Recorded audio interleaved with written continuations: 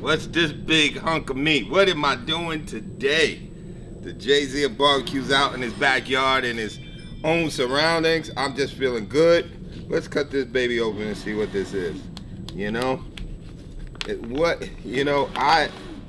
bigger the meat, the better the cook. I always say, right? So let's get this out of here. Show you guys what I'm working with today. Woo! That's heavy. All right. So check this out. This is a pork shoulder. This is a whole pork shoulder. I want to kind of break down what a pork shoulder, a whole pork shoulder is. All right. The pork shoulder is consisted of 2 cuts of meat. This section here, with the marbling and the more fatty side, that would be considered the butt, right? So some people call it Boston butt, just the pork butt, right? And yeah, I don't like to use the word Boston too much because I'm from New York. So anyway, but the pork butt,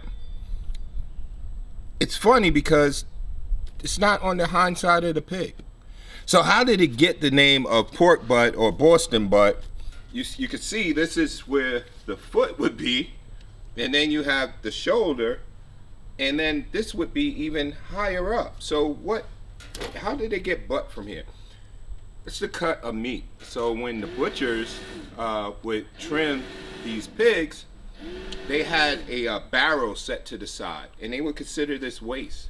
You know, something with too much fat that wasn't lean at the time, they would throw it away or kind of put it to the side, get that out the way. And the barrel was called butt.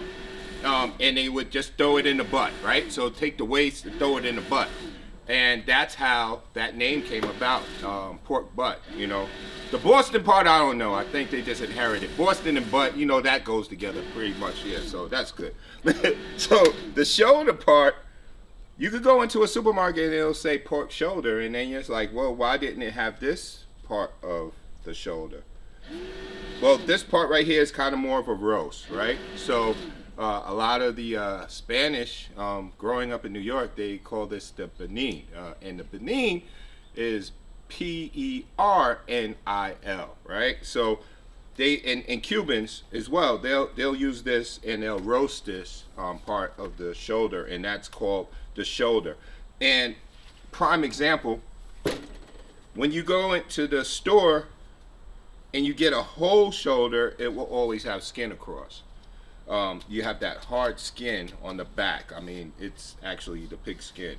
The shoulder will always have the skin underneath. The butt, though, if you just get a regular pork butt at the store, it won't have that skin. It'll have a nice little fat cap on the end of it, but it won't have that skin. It'll be wrapped up separately, not in that skin. So a whole shoulder has the pork butt and the shoulder roast of the pig. So I'm gonna cook this whole. There's a competition in Memphis called Memphis in May, and one of the entries is a whole shoulder, where you make a whole shoulder and you try to impress the judge. Well, I'm going to go ahead and use this and show you how I cook a whole shoulder today. All right.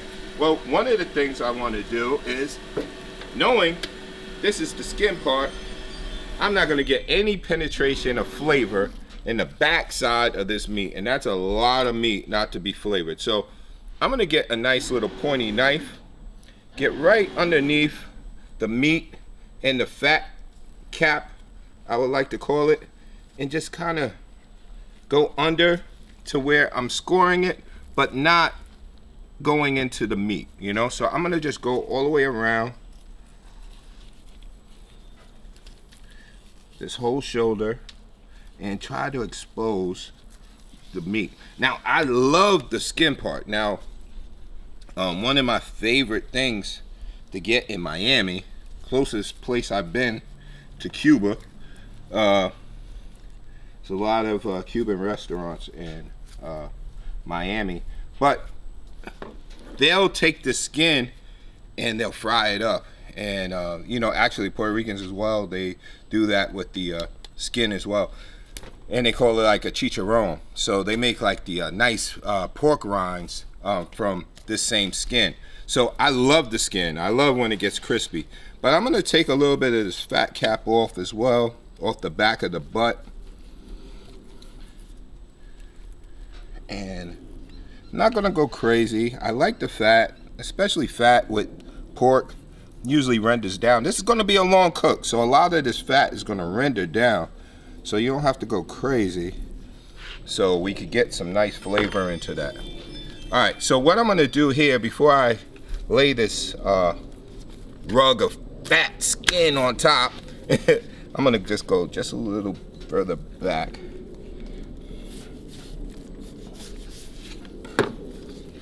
Get a nice, yeah, all right.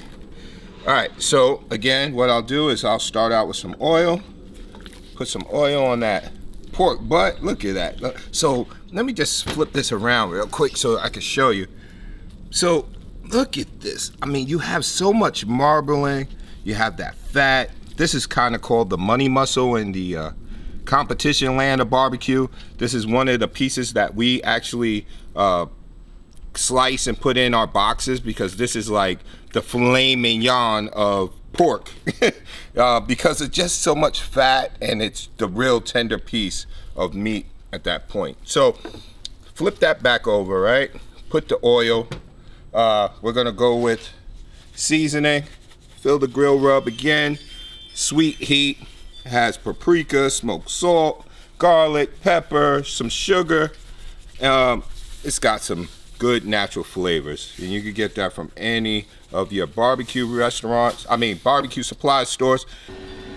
So what I'm gonna do is I'm gonna get rid of some of this gnarly part of fat and some of the blood shots here.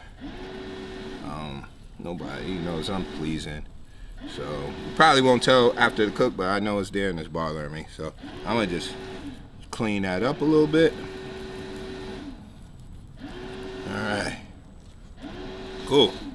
Get that up. Alright, so again, this is the money right here. This is the pork butt. This is the money. This is a leaner piece of meat. I'm not going to inject because I'm cooking at home. If you were cooking for like Thanksgiving or an event, and you really wanted to impress your guests and you wanted to make sure your shoulder was foolproof, because this is going to feed a lot of people, I would inject. I would use some kind of apple juice, some salt, a little bit of vinegar, and inject this area here. What's going to do is the leaner part of your meat is going to keep the moisture in during your cook. With this, it has so much fat, it's going to render in and it's going to base that all the way through. So you're going to be good with this part, but if you really wanted to, you can inject it. I'm not going to inject it because I feel like I'm Phil the Grill and I don't need to inject. I'm just throwing on the rub on top. Again, a nice sweet heat rub. Any all-purpose rub will do, whatever is your fan favorite. Hopefully it's my stuff because it took me some years to put this together. And now look at that, right? You got that nice rub. It's got that nice juicy burgundy mahogany color, and that's ready for the grill, right? So if you're a real stickler, what you're gonna see here, because I told you to keep this fat, it's going to kind of lay like that.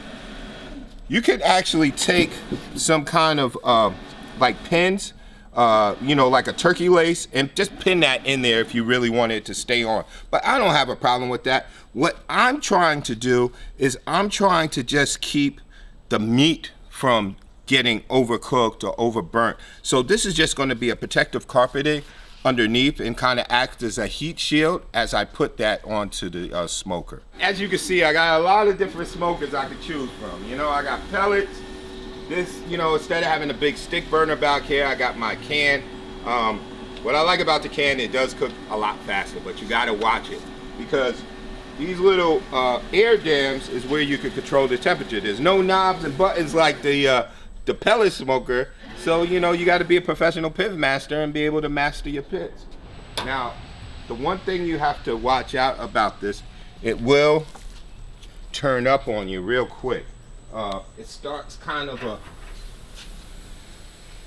tornado down there, and once that fire starts getting a lot of oxygen, it will start flaring up. So you want to make sure you have the meat right by your side to throw it on and close it up. If it does start flaring up on you, don't try to shoot it, because you'll never win with a little bottle of water and that flame down there at the bottom. You want to control it by closing these air dams.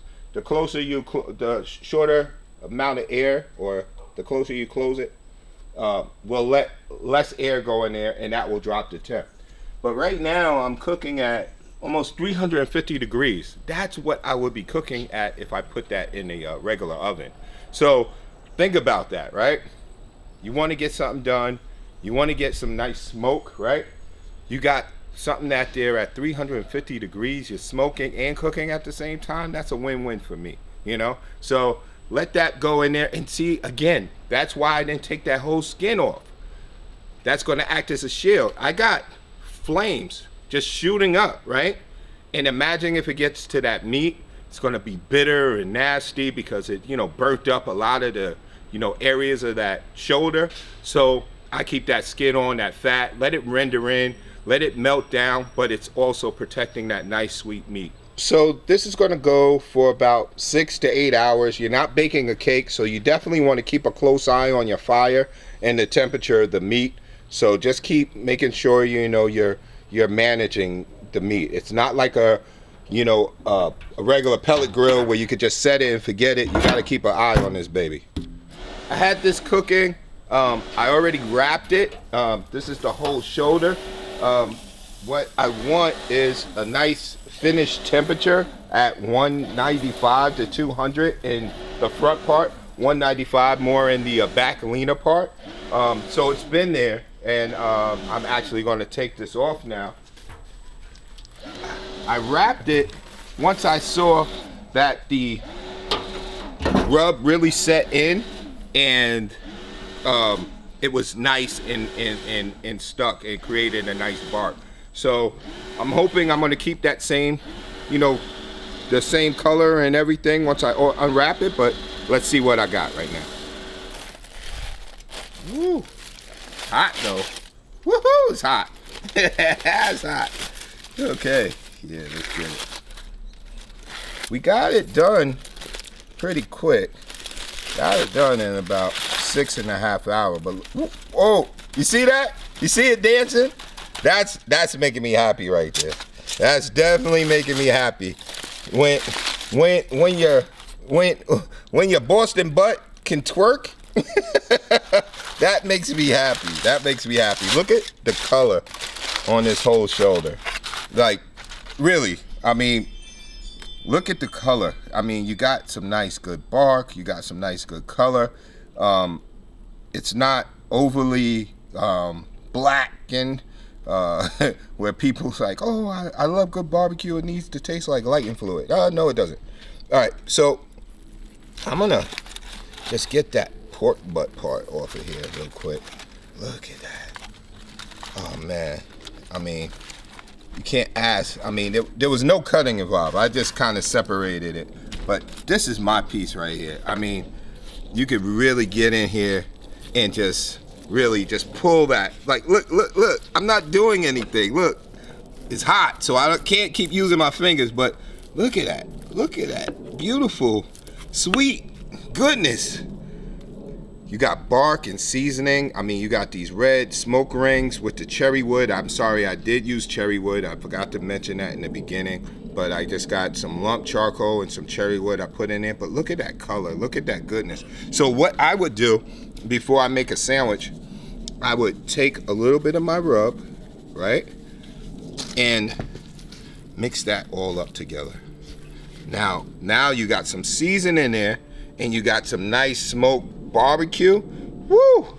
Let me just show you. See, that skin didn't do anything, but it did protect it, you know? So you got almost some nice little pork belly down here. I wouldn't eat it. It's like a lot of fat, but you know, it just protected the meat from really drying out and, you know, getting overdone or too much smoke. But you got some nice good pieces of meat right here. Woo! look at this tube. Look at this tube. This is what we would call a tube. We would throw that in one of our boxes, and that's like a nice, good, tender chunk of meat, you know. Yeah, I couldn't have cooked this any better. Don't be scared of a whole shoulder, but you could still do pork butts, and you could do your shoulders as well as your roast.